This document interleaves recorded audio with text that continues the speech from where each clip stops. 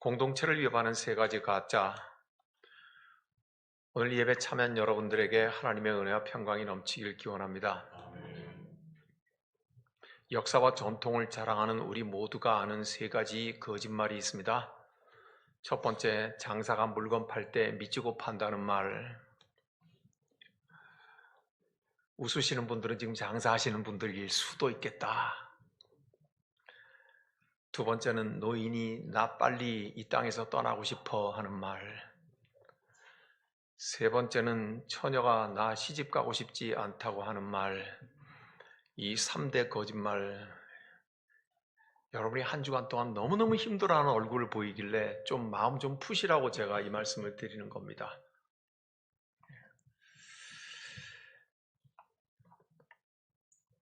이 세 가지 거짓말에는 공통점이 있는 게 겉으로 드러난 것하고 속이 다르다는 게 공통점입니다. 우리는 성경에서도 이것을 봅니다. 예수님께서 40일 동안 금식을 하신 이후에 성령께 이끌려 광야로 가고 거기에서 마귀 사탄에게 세 가지의 시험을 받으십니다. 굶주린 예수님에게 네가 하나님의 아들이라면 돌을 떡으로 바꾸라고 말하고, 네가 하나님의 아들이라면 이 높은 곳에서 뛰어내려도 하나님이 너를 안전하게 구하실 거라고 말을 하며 이렇게 말합니다. 나에게 한 번만 엎드려 절하면 두 번도 할 것 없이, 그러면 세상 보이는 모든 영광을 다 너에게 주겠다고 그렇게 유혹을 하고 시험을 합니다. 떡과 영광과 안전을 믿기로 예수님을 시험하는 것은 예수가 과연 하나님의 진짜 아들인지 아닌지, 그렇다면 능력이 있는지 없는지를 시험하려고 하는 것이 마귀의 목적은 아니라는 것을 우리는 재빨리 알아채야 합니다. 무엇이 목적이겠습니까? 만일 예수가 하나님의 아들이 마귀의 유혹을 받아들여서 그대로 돌을 떡으로 바꾼다든지 높은 곳에서 뛰어내린다든지 마귀의 유혹과 주문대로 한다면 결국은 마귀가 하나님을 마음대로 조종할 수 있다는 결과를 낳기 때문입니다. 하나님의 아들을 마음대로 조롱하고 마음대로 조종할 수 있는 것, 그것은 곧 하나님을 마음대로 조종할 수 있다. 누가? 마귀가. 그러므로 마귀의 본심은 배고픈 자에게 떡을 만들어라가 아니라 진짜 속셈은 감추고 있다고 하는 것입니다. 사랑하는 여러분, 오늘 하나님의 일이 일어나고 있습니다. 바벨론에 짧게는 70년, 길게는 130년 노예로 잡혀갔던 사람들이 바벨론 왕 아닥사스다가 돌아가도 좋다고 하는 아예 조서까지 내려서 1차, 2차, 3차에 귀환을 합니다. 그들은 왕이 돌아가서 너희 하나님을 예배할 성전을 지으라고 허락을 받은 사람들입니다. 일심으로 하나님의 예배당을 지금 짓고 있습니다. 이 일에 숟가락을 얹어서 떡고물을 같이 먹고자 하는 사람들이 있었습니다. 원래부터 거기에서 잡혀가지 않고 있던 사람, 그리고는 기이한 사람들, 괴물들, 괴짜들, 하나님을 알지만 쓰레기 같은 신앙을 가지고 있던 사람들 몇몇이었습니다. 거긴 이름이 6장 1절에서 나옵니다. 산발랏, 도비아, 아라비아 사람 게셈, 그리고 제일 끝절에 도비아, 산발랏과 여선지자 노야다와 그 남은 선지자들이라고 말을 함으로써 제일 앞과 제일 끝부분에 바로 이 회방꾼들에 대하여서 기록을 남기고 있습니다. 그리고 그 회방꾼들이 어떻게 회방을 하였는가 하는 것을 지금 우리가 읽었습니다. 그들은 가짜입니다. 무엇으로 가짜인가? 세 가지로 가짜입니다. 첫 번째는 가짜 평화를 말을 합니다. 두 번째는 가짜 평판과 소문을 냅니다. 세 번째는 가짜 신앙을 합니다. 따라해 보시죠. 가짜 평화, 가짜 평판,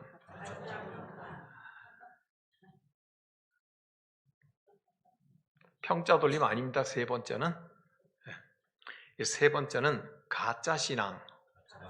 네. 그것으로 가장 한 채로 그 속에 전혀 다른 것을 품고 있는 것을 보여주는데, 이것은 이 하나님의 성전을 세워가고자 하는 느헤미야 공동체뿐만이 아니라 처음에 말씀드렸던 것처럼 신약의 예수 그리스도에게까지, 그리고 오늘 우리에게까지 여전히 동일한 상황, 일들이 일어나고 있다는 것을 우리는 생각을 해야 될 것입니다. 2절을 다 같이 함께 읽겠습니다. 산발락과 게셈이 내게 사람을 보내어 이르기를 오라 우리가 오노 평지 한 촌에서 서로 만나자 하니 실상은 나를 해하고자 함이었더라. 어디서 만나고자 합니까? 오노 평지 한 촌에서 만나자. 겉으로는 뭘 말합니까? 만나서 평화를 의논하자고 청했던 것입니다. 4절을 같이 읽겠습니다. 그들이 4번이나 이같이 내게 사람을 보내되 나는 똑같이 대답하였다. 4번이나 보냅니다. 평화를 의논하자고. 사람이 입술에 담아놓은 것은 평화인데 그 속은 무엇이라고요? 실상은 나를 해코지하고자 함이었더라. 가짜 평화입니다. 진짜 가짜입니다.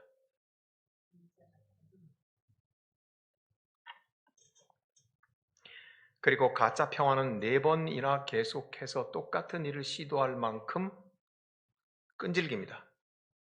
처음부터 그 속을 느헤미야는 꿰뚫어 보고 있었습니다. 이미 오노 평지의 한 촌에서 만나서 평화를 의논하자 하나 사실은 그런 나를 해코지하고자 함이었더라. 처음부터 들통이 난 일인데도 그 뻔뻔한 가짜 평화는 4번이나 거듭해서 끈질기게 느헤미야에게 찾아옵니다. 속마음을 숨기고 해코지하려는 사람, 이름은 평화인데 평화는 없는 사람, 이름은 진심인데 진심은 없는 사람, 얼굴은 웃고 있는데 속은 해코지하려는 마음으로 가득 찬 사람.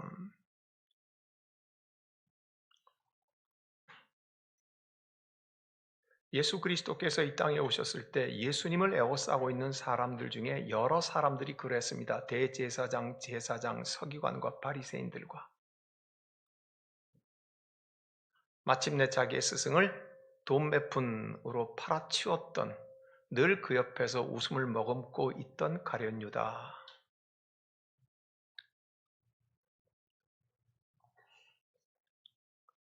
오노 평지의 한 촌에서 만나서 평화를 의논하자고 말했을 때 느헤미야는 뭐라고 답을 했는지 아시겠습니까? 우리말로 해봅시다. 어디서 만나자고 했다고요? 오, 노 이렇게 대답했습니다.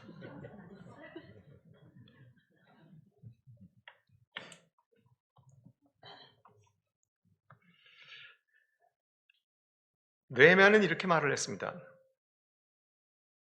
너는 4번이나 나에게 똑같은 일을 계속하듯이 나도 내가 하던 일을 계속하겠노라고. 내가 가던 길을 계속하겠노라고.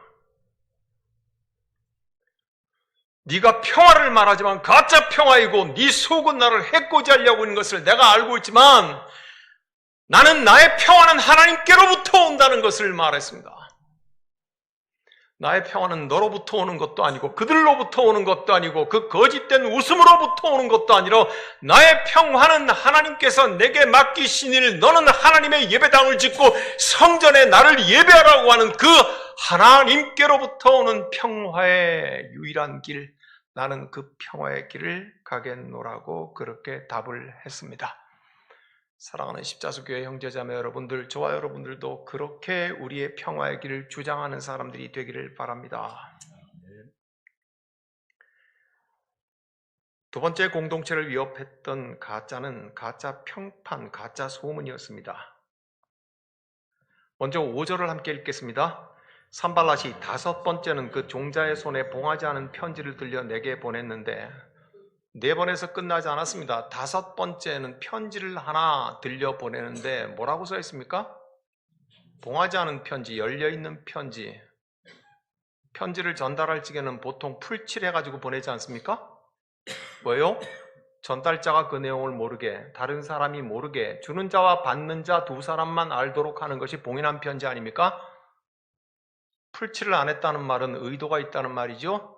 전달하는 사람이 중간에 빼서 얼마든지 읽을 수 있고, 읽은 사람이 입으로 전달할 수 있고, 그 내용을 유통시킬 수 있다는 가능성을 의도적으로 열어둔 것 아니겠습니까? 그렇죠? 소문은 그렇게 나는 겁니다. 그러니까 다섯 번째 이 말은 의도하는 것입니다. 가짜 평화를 위해서 만나자고 하는데 너는 너의 길을 가듯이 나는 주의 평화의 길을 가겠다고 말을 하니 소문을 내고 싶었던 것입니다. 어떤 소문을 냈겠습니까? 처음에는 평화를 위해서 만나자고 했더니 평화를 원하지 않더라. 이 열린 봉투 속에는 그런 뜻이 들어 있습니다. 그리고선 6절과 7절입니다. 같이 읽습니다. 이 글에 이르기를 이방 중에도 소문이 있고 가스무도 말하기를 너와 유다 사람들이 모반하려 하여 성벽을 건축한다 하나니 네가 그 말과 같이 왕이 되려 하는도다. 또 네가 선지자를 세워 예루살렘에서 너를 들어 선전하기를 유다의 왕이 있다 하게 하였으니 지금 이 말이 왕에게 들릴지라. 그런즉 너는 이제 오라 함께 의논하자. 뭐라고 말을 합니까? 소문이 파다하다고 말을 합니다. 예, 너희 느헤미야 공동체에 소문이 파다하게 퍼져 있어. 그런데 그 내용이 뭐냐 하면 성벽을 쌓고 네가 왕이 되지고 왕이 되려고 한대. 그리고 기독교나 한다는 선지자들을 세워서 우리에게 유다에게는 왕이 있다고 동네방네 다 떠들어대고 있다며 이걸 바벨론 왕이 들으면 너희는 끝장나지 않겠어?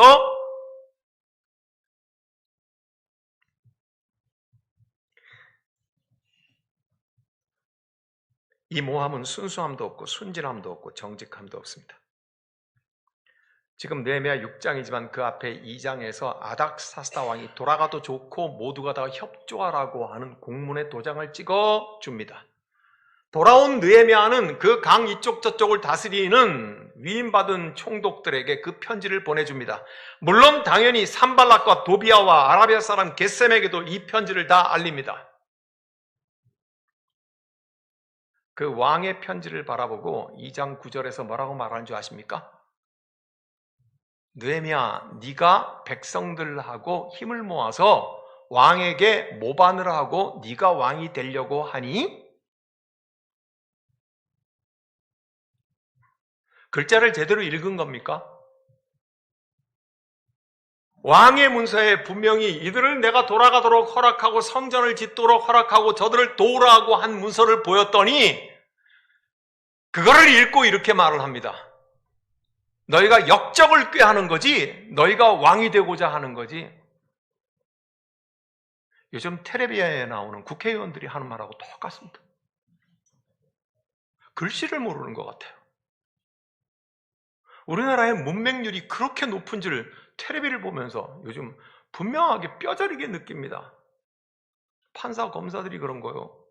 재판에 나와서 증인이라고 말하는 사람들이 다 그렇습니다. 탁구 치자고 했더니 축구공 가지고 나오고 그러잖아요. 어리 빠져도 보통 빠진 게 아닌 것 같은데 바로 이 사람들이 그랬습니다. 느헤미야 공동체를 회방하기 위하여서 이 사람들이 이렇게 흑색 선정을 합니다. 아닥사스다 왕의 조서를 보였음에도 불구하고 너희가 왕국에 모반하려고 왕을 배반하려고 하느냐 하는 말입니다. 지금 이 소문이 파다하게 퍼졌다고 그렇게 말을 합니다. 여러분 우리가 매의 눈을 가지고 좀 봐야 될 게 있습니다. 6절 중간 부분에 뭐라고 되어 있습니까? 너와 유다 사람들이 모반하려 하여 성벽을 건축한다 하나니 사랑하는 여러분 바벨론 포로에서 돌아온 이스라엘 백성들은 성전을 건축했습니다. 성전을 건축하는 이유는 무엇입니까? 예? 성전을 건축하는 이유는 1번 군사를 기리기 위해서다, 2번 노름하기 위해서다, 3번 하나님께 예배드리기 위해서다. 몇 번입니까? 신앙을 위해서 신앙 공동체를 세우기 위해서입니다. 근데 지금 뭐라고 말하고 있습니까? 성곽을 세우겠다고 말하고 있습니다. 여러분 성곽의 의미는 완전히 달라지는 것입니다. 이거는 군사적인 의미입니다.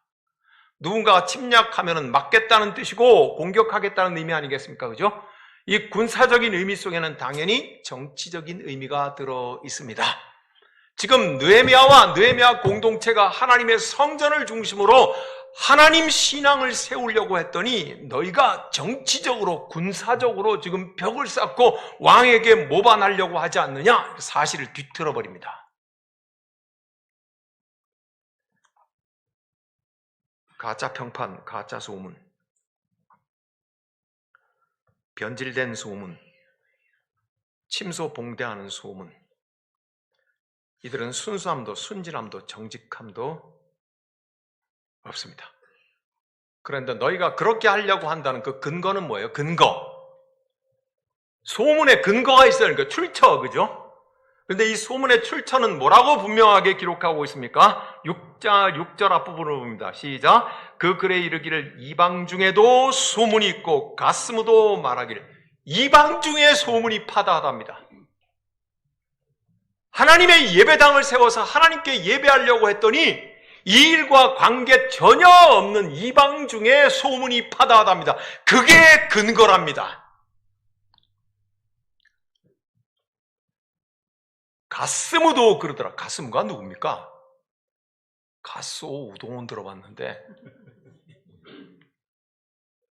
가스무는 게셈을 말하는 것입니다. 1절에 있는 아라비아 사람 게셈, 그 사람도 그렇게 말을 하더라는 말입니다. 핵심 내용은 피해가고 내용을 비뚤어지게 부풀립니다. 십자수 공동체 교회를 새로 세워가는 일에 뭐 이런다는 거겠죠. 그 교회는 황제우 교회래. 그 교회는 뭐 박아무개 이아무개 교회래. 사실은 오간데 없죠. 사랑하는 여러분, 이 일은 굉장히 위험한 일이고 굉장히 강력해서요. 이들의 이런 가짜 소문과 가짜 평판을 퍼뜨리는 것은요. 이들의 악마적인 뿌리는 신약시대에 와서 복음서에서도 고스란히 그대로 남아 있습니다. 예수님께서 재판을 받으십니다. 첫 번째는 종교재판, 대제사장, 서기관, 바리새인들에게 재판을 받습니다. 그들은 아예 죽이기로 작정을 해놓고 로마 총독의 법정에 넘깁니다. 빌라도가 재판을 합니다. 빌라도가 마태, 마가, 누가, 요한복음에 다 묻습니다. 예수를 앞에 놓고 이렇게 묻습니다. 네가 유대인의 왕이냐? 빌라도가 그렇게 묻는 근거는 무엇입니까? 유대인들이 그렇게 떠들었거든요. 네가 유대인의 왕이냐? 그리고 예수를 마침내 십자가에 못 박일 때 예수의 십자가에 위에 쓰인 명패에 뭐라고 써 있었습니까? 이는 유대인의 왕이라. 마태, 마가, 누가, 요한복음, 사복음서에 다 남아 있습니다. 이런 모함과 가짜 평판의 악마성은 예수 그리스도를 십자가의 죽음으로까지 이끌어가는 어두운 힘이 있습니다. 오늘 저와 여러분의 시대도 이와 같은 가짜 평판, 가짜 소문은 우리의 귀를 가르치려고 하고 우리의 마음을 풍선처럼 부풀게 합니다. 힘을 발휘하려고 합니다. 그럴 때 우리는 어떻게 해야 되겠습니까? 너희는 뱀처럼 지혜롭고 비둘기같이 순결하여라 하는 그 주의 말씀 따라 우리가 분별할 수 있어야 하겠습니다. 여러분도 그런 분이 많겠지만 저도 평생을 교회 안에서 신앙생활을 하면서 이 소문 저 소문에 당사자이기도 하고 제3자이기도 했습니다. 아무것도 모르던 시절에는 소문 때문에 피가 마르기도 하고 아무것도 모르던 시절에는 소문 때문에 다 끝나는 것이 아닌가 하고 허우적대기도 했던 시절이 있습니다만은 그러나 몸부림치며 주님 붙잡고 지금까지 오면서 소문에 대해서 저는 이렇게 정리하고 있습니다. 가짜 소문, 가짜 평판은 저 홀로 악마의 입속에서 태어나서 어둠의 사람들에게서 돌아다니며 유통되다가 저 홀로 죽어간다. 여러분 기억하십시오. 가짜 평판, 가짜 소문은 저 홀로 악마의 입속에서 태어나서 어둠의 사람들에게서 돌아다니며 유통되다가 저 홀로 스스로 죽어간다. 소문은 자기가 만들어내는 게 아닙니다. 소문은 내가 다스리고 통제할 수 있는 게 아니지 않습니까? 여러분, 공중에 떠다니는 소문을 통제할 수 있는 능력이 있습니까? 그러므로 신경 쓰지 않는다. 맞죠? 이렇게 느헤미야 공동체를 위협하고 예수 공동체를 흔들고 그리고 오늘의 모든 믿음의 공동체를 흔들려고 하는 동일한 일들은 여전히 일어나고 있습니다. 그리고 마지막 세 번째입니다. 10절을 한번 읽어보도록 하겠습니다. 10절 읽습니다. 이후에 무헤다벨의 손자 들라야의 아들 스마야가 두문불출하기로 내가 그 집에 가니 그가 이르기를 그들이 너를 죽이러 올 터이니 우리가 하나님의 전으로 가서 외소 안에 머물고 그 문을 닫자 저들이 반드시 밤에 와서 너를 죽이리라. 여러분의 지금 상태로 봤으니까 한 70%쯤은 읽고도 무슨 말인지 모르고 몽중에 읽은 것 같습니다. 10절 한번 다시 무슨 말인지 읽겠습니다. 이후에 무헤다벨의 손자 들라야의 아들 스마야가 두문불출하기로 내가 그 집에 가니 그가 이르기를 그들이 너를 죽이러 올 터이니 우리가 하나님의 전으로 가서 외소 안에 머물고 그 문을 닫자 저들이 반드시 밤에 와서 너를 죽이리라. 가짜 신앙입니다. 교회 안에 머물러 있어야 안전해. 교회 안에 숨어 있어야 안전해. 신앙을 믿기로 음모를 꾸미는 것, 그것은 매우 위험한 것, 매우 위험한 독과 같습니다. 성전 안에 숨어 있으라. 그러면 안전할 것이라고 말을 합니다. 12절을 함께 읽겠습니다. 깨달은즉 그는 하나님께서 보내신 바가 아니라 도비아와 산발랏에게 뇌물을 받고 내게 이런 예언을 함이라. 왜 그렇게 말했다고요? 뇌물을 받고 돈 생기니까요. 돈이 생기는 것 때문에 교인들을 교회 안에 가두어 두고 아무것도 하지 못하려고 하는 거짓 목자는 가짜입니다. 그렇게 가두어둔 교인들 때문에 돈도 생기고 권력도 생기고 명예도 생기는 것을 누리려고 하는 성도를 교회 안에 가두어 두려고 하는 것은 거짓 목자입니다. 돈 때문에, 권력 때문에, 명예 때문에 하나님을 교회 안에 가두어 두려고 하는 자들은 거짓 선지자입니다. 저기는 하나님이 없다고 말합니다. 여기에만 하나님이 있다고 말합니다. 그러므로 사랑하는 성도들이여, 당신들은 여기에만 머물러 있어야 된다고 말합니다.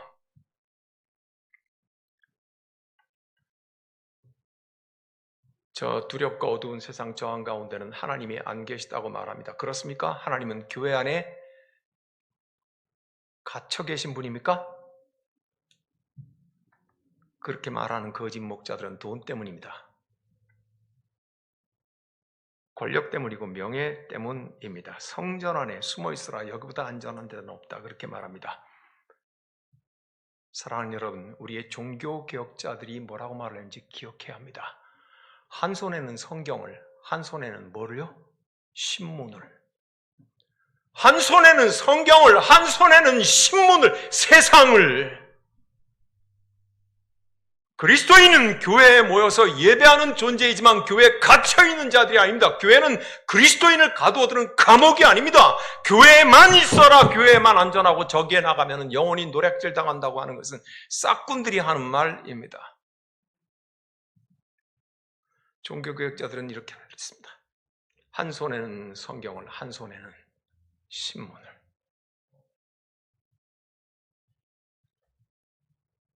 사랑하는 여러분, 이것을 분별하려고 하면 영성이 깨어 있어야 될 것입니다. 오늘 느헤미야 공동체가 하나님의 일을 일구어 나갈 그때에 느헤미야를 주저앉히려고 당신은 이 성전에만 있으면 죽지 않고 안전할 것이라고 그렇게 말을 합니다. 사랑하는 여러분, 오늘 이 말씀에 의지하여 저는 형제자매 여러분들에게 이렇게 말합니다. 분명히 저와 여러분들 속에 하나님의 말씀이 불타고 있으면 여러분들은 세상 끝까지 가십시오. 당신이 속해 있는 일터와 당신이 만나야 되는 그 사람들과 땅끝까지 가서 주의 진리의 말씀으로 세상을 변화시키는 일에 여러분들은 쓰임받아야 할 것입니다. 여기만이 안전하다고? 그래서 평생 예수를 믿으니까 친구도 하나 없어지고 세상과의 관계도 끊어져서 중세 수도원의 수도사처럼 살아가는 것이 그게 무슨 훈장인 것처럼 착각하게 만듭니까? 가서 동문회 회장도 하십시오. 아파트 동장도 하시고요. 이장도 하시고요. 의용소방서 소장도 하십시오. 세상 한가운데로 들어가십시오. 예수께서는 그것을 이렇게 말했습니다. 너희는 세상의 빛이라, 너희는 세상의 소금이라 말이에요. 너희는 세상의 빛이라고 말씀하셨어요. 너희는 너희끼리 빛이라고 안 하셨어요. 세상의 소금이라고 말씀하셨죠.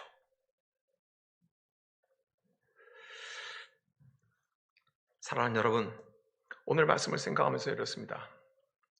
공동체를 위협하는 세 가지 가짜. 첫 번째는 가짜 평화입니다. 두 번째는 가짜 소문입니다.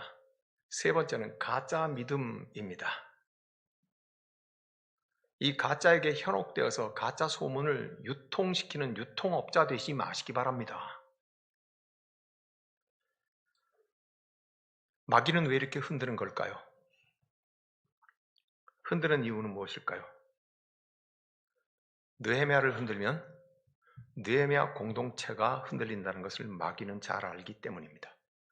지도자를 흔들면 그 공동체가 다 흔들린다는 걸 알기 때문입니다. 아비를 흔들면 그 가정이 흔들린다는 것을 알기 때문입니다.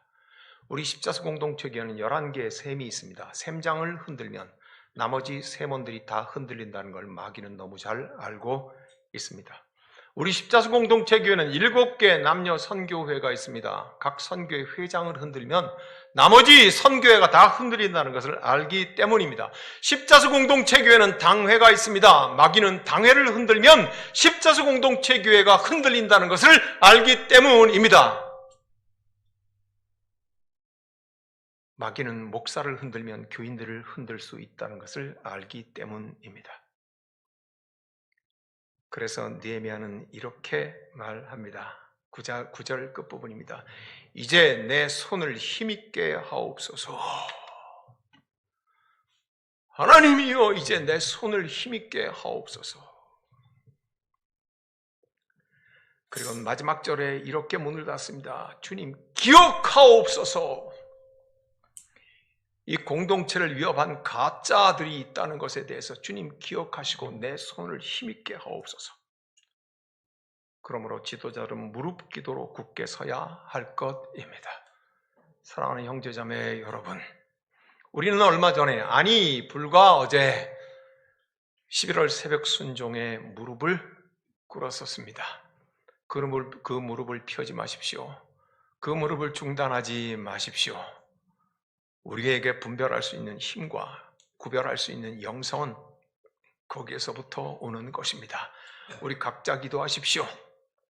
주여, 내 무릎을 힘있게 하시고 내 손을 힘있게 하여 주시옵소서. 기도하겠습니다. 하나님, 공동체를 위협하는 세 가지의 가짜는 언제나 우리 주변에 출렁거립니다. 입으로는 평화를 말하지만 속에는 평화가 없는 가짜 평화, 모함과 순수함과 순진함, 정직함 전혀 없는 가짜 평판과 소문, 가짜 신앙에 속아서 움츠리고만 살아야 하는 사람들, 사랑하는 주님, 우리 모두가 다 함께 깨어 일어나 있게 하여 주옵시고 성령의 능력 가운데 무릎에 기도로 걸어가게 하옵소서. 예수님 이름으로 기도하옵나이다. 아멘.